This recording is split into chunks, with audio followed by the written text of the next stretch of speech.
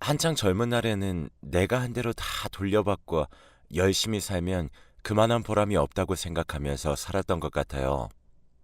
그런데 결혼도 하고 자식도 낳아보니 그게 그렇게 뜻대로만 되는 건 아니라는 것을 알게 되었답니다. 살다 보면 많은 일들이 있지만 그런 와중에도 저는 끝끝내 열심히 사는 길을 선택했는데 왜 갈수록 나아지지 않는 걸까요? 저는 20대 중반에 결혼했고 당시에는 전혀 늦지도 빠르지도 않은 딱 중간에 속하는 나이였어요. 주변 친구들은 네가 그렇게 빨리 결혼할 줄은 몰랐다. 좀 더 있다가 할 줄 알았다며 의외라고 하긴 했지만요. 그래도 어차피 이런 건 남들이 정해주는 게 아니고 내 인생은 내가 사는 거니까 저는 저대로 결정했고 진행했어요. 남편은 저보다 8살 위였는데 정말 멋있고 어른처럼 느껴지는 그런 사람이었습니다. 참 남자답다는 인상을 받기도 했고 볼 때마다 만족스러운 부분들이 많았기에 결혼을 결심하게 되었죠. 그런데 결혼해서 신혼 무렵에 애가 일찍 생기긴 했는데 그렇다 보니 저도 초반에 입덧을 하고 무척 힘든 나날을 보냈거든요. 그 무렵쯤부터 남편이 집에도 잘 안 들어오고 맨날 회식이네 야근이네 하며 집에 거의 없는 거예요. 임신한 아내가 맨날 웩웩거리면서 힘들어하고 밥도 제대로 못 먹고 있는데 본인 일이 바쁘다는 등 시댁에 뭔 일이 있어서 고치러 가야 한다는 등 이런 말들을 하며 집을 비우기 일쑤였죠. 안 그래도 임신하면 여자가 예민해지는데 저를 이렇게 맨날 혼자 두고 밖으로 다니는 남편 때문에 너무 마음이 상했어요. 저는 엄마가 안 계시기 때문에 이럴 때 누가 도와줄 사람도 없고 그냥 오롯이 혼자 집에서 외로운 시간들을 보낼 뿐이었어요. 남편은 제가 아무리 붙잡고 흔들어대도 대꾸도 하지 않고 잠만 잘 뿐이었고 절 완전히 무시하고 있다는 게 느껴졌어요. 그러던 와중에 정말 너무 화가 나 참을 수 없는 일이 벌어졌는데요. 사실 남자가 이렇게 밖으로 돌면 뻔하다지만 역시나 제 남편도 그 비슷한 일을 하고 있었더군요. 임신한 아내를 두고 매일 그렇게 회식 핑계를 대며 총각 친구들과 밖에 어울려 다니면서 술집을 다니고 바람도 마음껏 피워대고 있었던 거예요. 이 사실도 제가 어떻게 알게 되었냐면 똑같이 고주망태가 된 웬 친구를 같이 집에 데리고 들어왔던 날 때문이에요. 새벽녘에 문이 부서져라 발로 차대는 바람에 어쩔 수 없이 열어주었는데 혼자가 아니라 둘이 들어온 거예요. 그 친구는 같이 남편과 들어와서는 아가씨를 부르라는 등 이상한 헛소리를 해대고 있더군요. 완전 정신이 나간 채로 둘 다 현관 앞에 널브러져 있는데 저는 도저히 마음을 제대로 가눌 수가 없었어요. 당장 남편 옷을 뒤져보니 여기저기 술집에서 나온 듯한 영수증이 들어있고 말도 안 되는 금액들이 찍혀 있더라고요. 결국 임신 막달이 다 되어가는 임산부는 그 새벽에 잠도 못 자고 결혼 안 한 친구에게 전화해서 울며 하소연을 했어요. 친구 말로는 자기가 볼 땐 술집에 가서 엄한 일을 하고 온 것 같다며 제대로 야단치라고 하더군요. 이건 굳이 친구 입으로 듣지 않고도 제가 생각하기에도 충분히 그렇게 보이는 일이라 남편이 일어나는 순간 저는 붙들고 따지게 되었는데요. 적반하장도 유분수지라는 말이 왜 있는지 알 것 같더라고요. 저희 남편 같은 사람 들으라고 만들어 놓은 것 같더라고요. 이 영수증 뭐야? 당신 지금 임신한 부인 놔두고 밖에서 바람 피고 다니는 거야? 빨리 일어나봐. 이에 남편은 거세게 성질내며 정말 믿을 수 없는 소리를 하더군요.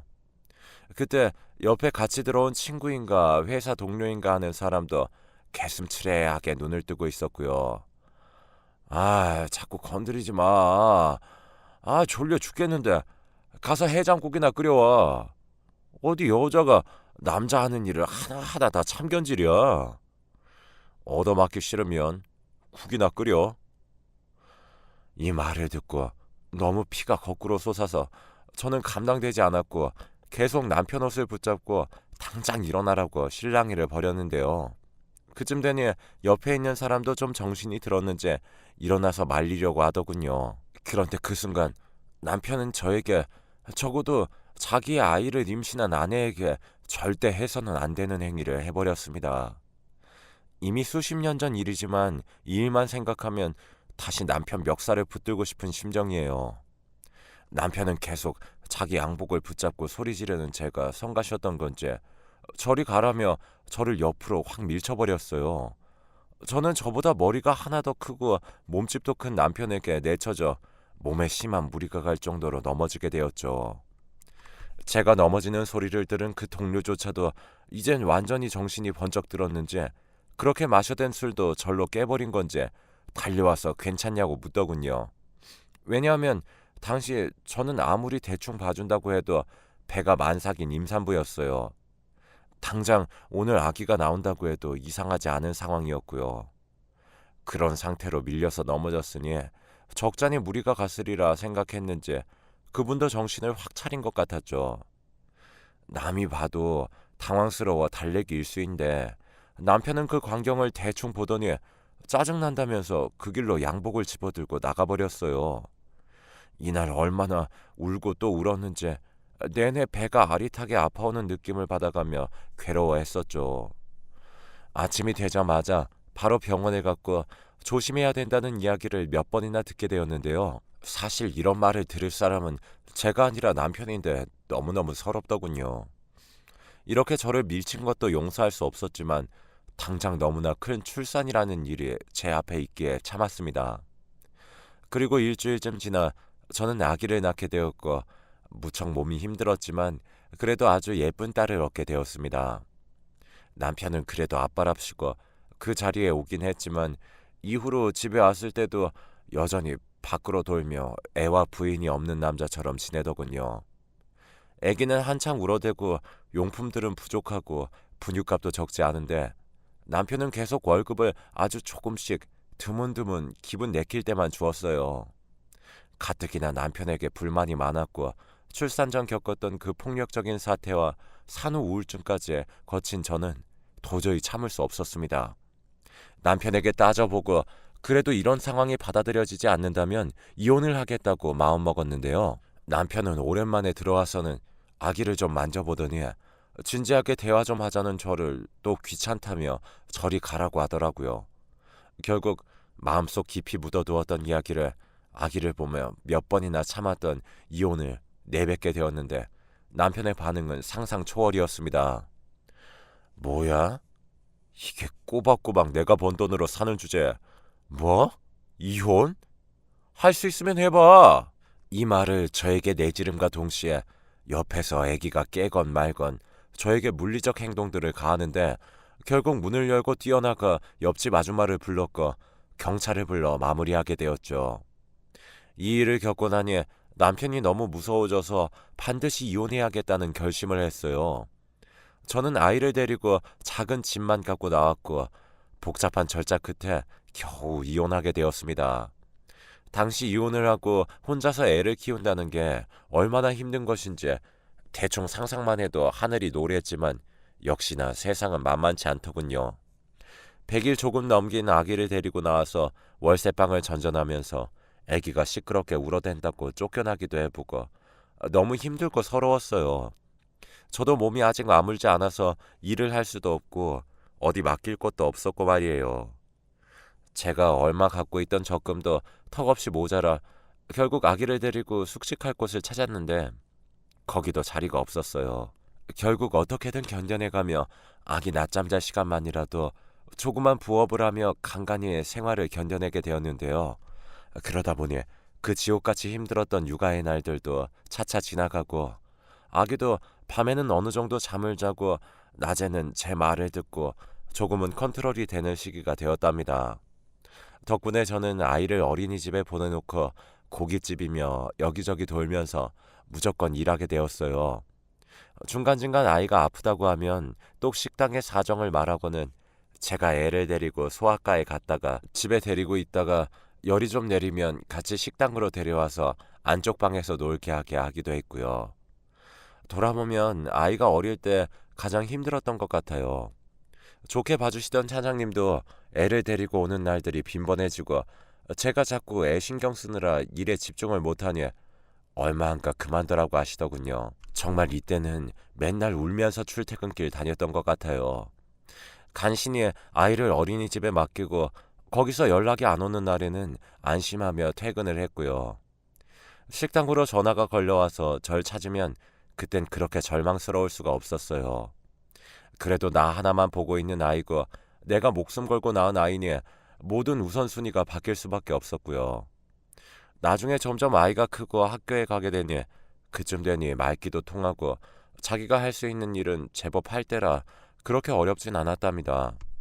그러면서 저는 여전히 식당을 돌면서 돈을 받게 되었는데 이제 애가 좀 커서 살만하니 저에게 또 이상한 사람들이 들러붙더군요. 젊은 나이에 이혼하고 아이를 혼자 키우고 있다는 것을 초반에 오픈했는데 그 부분을 안쓰럽게 여겨주는 사람도 있었지만 나쁜 마음을 갖고 있는 사람들도 무척 많이 보였어요. 그런 일들을 몇 번이나 겪다 보니 저는 쉽게 저에게 느껴지는 호의에 대해 무조건 의심하는 습관이 생기게 되었답니다.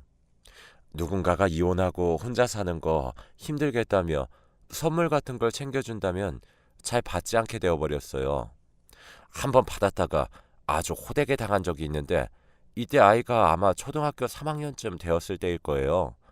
그때 일했던 식당 사장님은 크게 가게를 여러 곳 하시는 분이었는데 제가 처음 일을 구하러 갔을 때 사정을 말했거든요. 그땐 어쩜 이렇게 고생하면서 홀로 잘 키워왔냐고 대단하다 하셨지만 얼마 지나고서야 그 말도 다 가식적이었다는 걸 알게 되었어요. 매일 집에 가는 길에 음식도 챙겨주시고 우리 딸 용돈 주라며 얼마를 봉투에 따로 넣어주시기도 하고 처음엔 무척 좋은 분이라고 생각했죠. 그런데 글쎄 얼마 지나지 않아 본인의 흑심을 저에게 드러내시더군요. 저는 그날 듣고 얼마나 충격이었는지 그 길로 앞치마를 집어던지고 가게에 있던 제 조그만 짐들을 다 싸서 도망치듯 뛰어나왔습니다. 연정씨, 사는 게 참 고생스럽지? 맨날 돈 벌고 딸아이 키우고 너무 고생이 많아. 내가 좀 편하게 해주고 싶은데 자기도 한번 생각해 볼래? 난 처음 봤을 때부터 연정씨를 아주 괜찮게 생각했어. 나랑 애인 사이로 지내는 게 어때? 월급에 100만 원은 더 얹어서 줄게. 이거 내가 진짜 연정씨를 귀하고 안쓰럽게 생각해서 그러는 거야. 정말 소름 돋도록 무섭고 끔찍하고 흉측한 이야기였어요.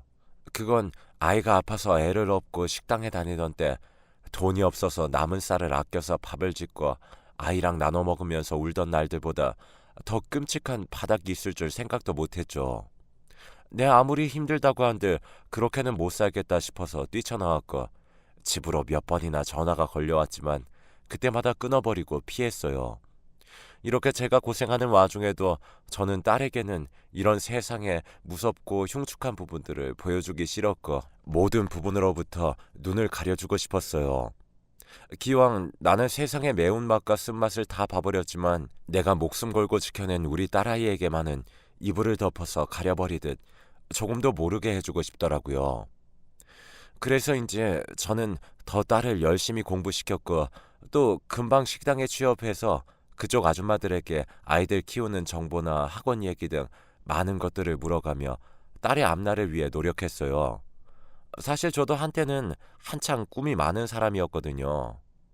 그런 꿈들을 펼쳐보지도 못한 채 빠르게 결혼해서 힘든 생활을 하고 이렇게 자식만 먹여 살리고 있었지만 그래도 내 아이는 잘 되길 바랐어요. 다들 사는 환경이나 상황은 어떨지 모르겠지만 자식을 키우는 엄마라면 다들 그렇게 생각하잖아요. 나보다는 아이의 삶이 훨씬 더 행복하길 바라니까요. 그렇게 저는 여기저기 물어가며 학원 정보도 알아보고 딸 앞으로 대학교 학비용 적금도 힘들게 쪼개서 넣고 정말 갖은 고생을 다 했던 것 같아요. 딸은 중간에 사춘기가 한번 오긴 했지만 그렇게 심하게 겪진 않았고 제 엄마가 고생하는 걸 알아서 그런지 딱히 불만도 갖지 않고 열심히 공부하더라고요. 아마 돌아보면 그 아이도 불만이 없진 않았을 거예요. 넉넉지 않은 형편에 살면서 자기가 사고 싶은 책이 있고 옷이 있고 먹고 싶은 게 있다고 해도 저는 그걸 떡하니 사주지는 못했으니까 말이에요. 하지만 제가 늘 강조하던 대로 열심히 공부를 했고 독서실이며 집이며 공부가 잘 되는 환경이건 아니건 늘 끊임없이 좋은 성적을 내어왔어요. 또래 친구들이 남자친구 사귄다는 얘기를 할 때도 저는 그런 건 흘려들으라며 대학 가고서 생각하라고 했고요. 그렇게 저와 딸의 노력이 함께 합쳐져서 이후 서울에 있는 명문대에 입학하게 되었습니다. 그 학교는 저에게도 있어서 참 동경하는 곳이었고 멋지게만 느껴졌던 곳이었는데 그곳에 딸이 가게 된다고 하니 너무 마음이 설레더군요. 딸도 무척이나 보람있게 생각했고 저도 그간 모았던 학비 통장을 주면서 말을 했어요. 현주야, 이거 엄마가 쭉 모아놨던 거야. 좀 부족하지만 그래도 얼마가는 학비 걱정 없이 다닐 수 있을 거야. 서울 가서 작은 방 하나 구하고 공부 열심히 하고 있으면 엄마가 그 사이에 계속해서 학비 보내줄게. 정말 고생했어, 우리 딸. 한편으론 한 번도 본격적으로 떨어져 지내본 적이 없는 딸이었기에 과연 혼자 밥도 챙겨 먹고 잘 살 수 있을까 싶어 걱정되기도 했었죠. 작은 공간을 하나 얻어서 살게 되었을 때도 주인집에 잘 부탁한다며 얼마 더 챙겨드리고 수시로 전화하며 딸을 신경 썼답니다. 딸 역시 처음에는 서울에 홀로 가면서 약간 겁도 났는지 저에게 매번 전화를 걸었어요. 정말 사소한 것들 하나부터 열까지 다 말하기도 하고 저도 그런 우리 딸이 거기서 잘 버텨주기를 매일의 일상들을 잘 살아내주기를 눈물겹게 바라고 또 바랐습니다. 그렇게 입학 후 어떤 식으로 지내고 있는지 저에게 쭉 보고를 해왔고 딸의 학비는 몇 년 정도 안정되긴 했으나 매달 서울에서 생활할 돈들도 부족할 것 같아 너무 신경 쓰이더라고요. 현재 살고 있는 집을 정리해서 딸에게 갈까 고민했다가 그것도 딱히 대책이 없고 말이에요. 그나마 지금 일하고 있는 식당이 그럭저럭 저에게 좋은 환경이었기 때문에 이걸 접고 서울로 올라가 제가 어떻게 돈을 충당할 수 있을지 잘 몰랐어요. 일단은 매번 그런 고민만 하면서 일하는 족족 딸에게 붙이고 저는 평소와 다름없이 아주 절실한 생활을 하고 있었답니다.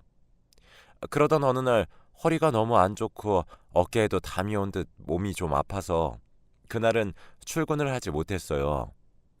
아무래도 매일매일 나가서 무거운 것들을 들고 반복적으로 힘쓰다 보니 무리했던 모양이에요. 그래서 집에서 쉬고 있었는데 이상하게 현관문 쪽으로 인기척이 들리는 겁니다. 옆집 사람인가 했는데 아닌 것 같기도 하고 일단 제 몸이 안 좋아서 신경 끄려고 하는데 누가 벨을 누르더군요.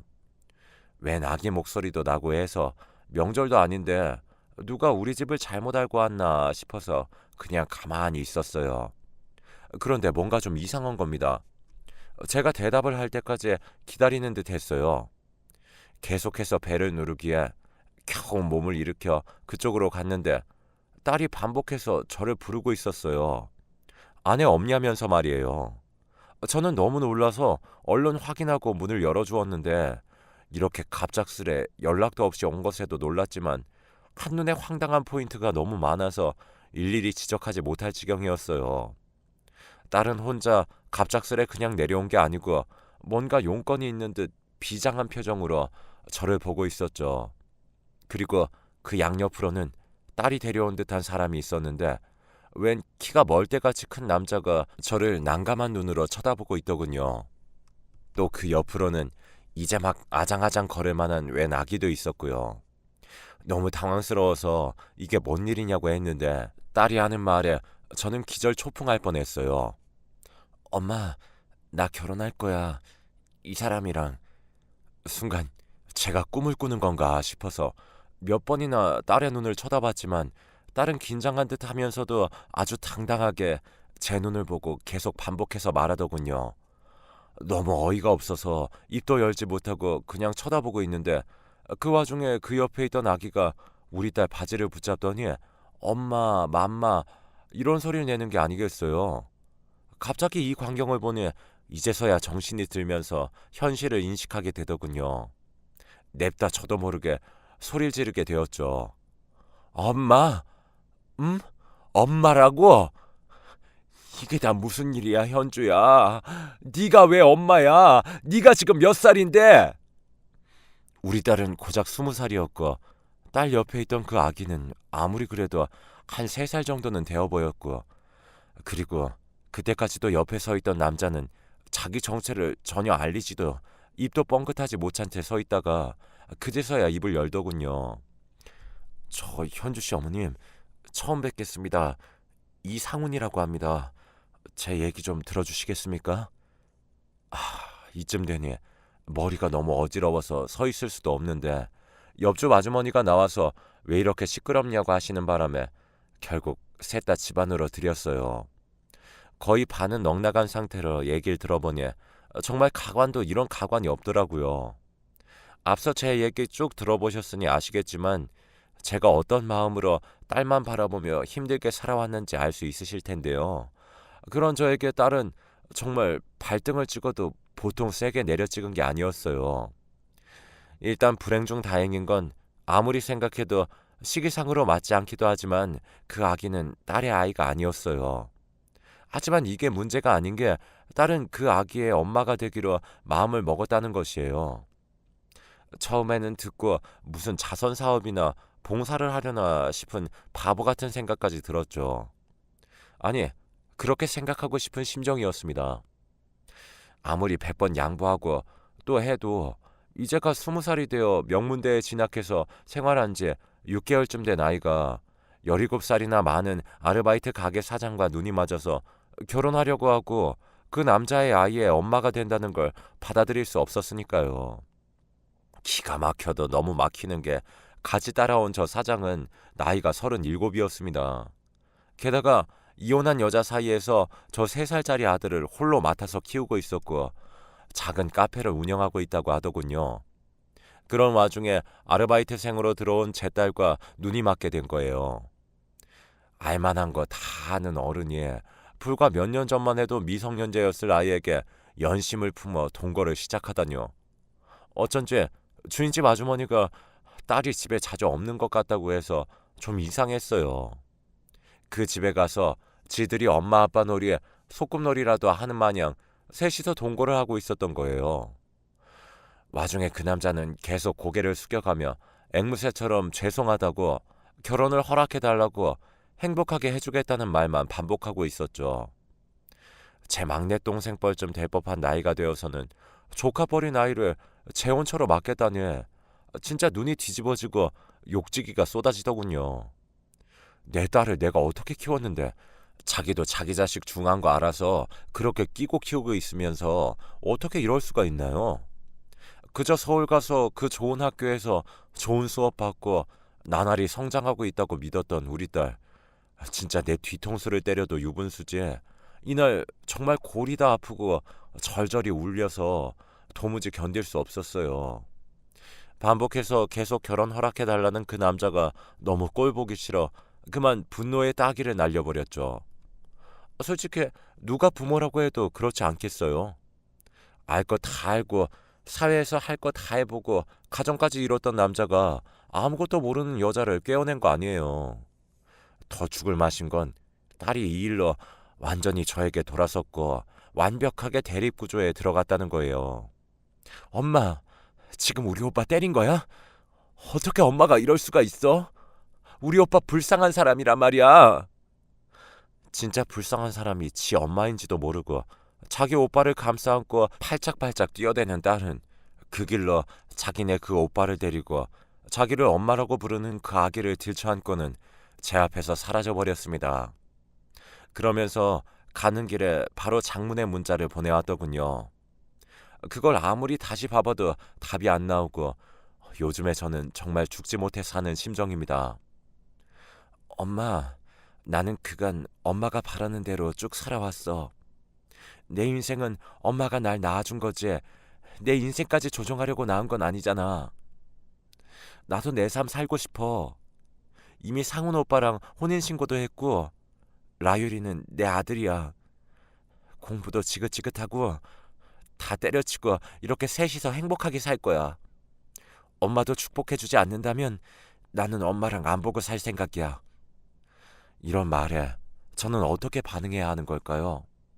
내가 자기를 어떻게 키웠는데 이런 촌스러운 말을 제가 하고 있게 될지도 상상도 못했어요. 내가 입 주변에 피가 맺히도록 이를 악물고 부들부들 떨어가며 키워왔는데 차라리 속도 위반해서 멀쩡한 또래 남자아이를 데려온다고 해도 속이 끓었을 텐데 말이에요. 이제 막 고등학교 졸업해서 성인이 된 지 얼마 안 된 애가 남이 낳은 자식을 키우며 지보다 나이도 삼촌뻘로 많은 남자와 결혼해서 평생을 시중 들고 살겠다며 와중에 모르는 번호로 문자가 왔길래 봤더니 그 남자놈이 연락을 해서는 자꾸 허락해달라, 조만간 또 찾아뵙겠다며 잘도 어머님 어머님 소리를 하고 있더라고요. 진짜 뒤통수에서 뭔가 줄이 툭 끊기는 듯한 아주 역겨운 감정이 밀려와서 견딜 수가 없을 지경이에요. 너무 속이 끓고 답이 안 나와서 며칠 출근도 못하고 알아 누워 있어요. 내 마음 같아선 당장 딸을 빼내오고 싶지만 딸의 생각이 너무 강한지라 그럴 수도 없고, 그렇다고 딸이 저 모양으로 살고 있는 것을 곧 죽어도 응원은 못 해주겠는데 말이에요. 제가 쓰러지고 그냥 다 끝이 나봐야 딸이 정신을 차려줄까요? 요즘 뭘 생각해도 의욕이 없고 가슴이 멍든 것처럼 아파옵니다. 그간 내가 무엇을 위해서 살아온 건지 딱히 답이 나오지 않네요.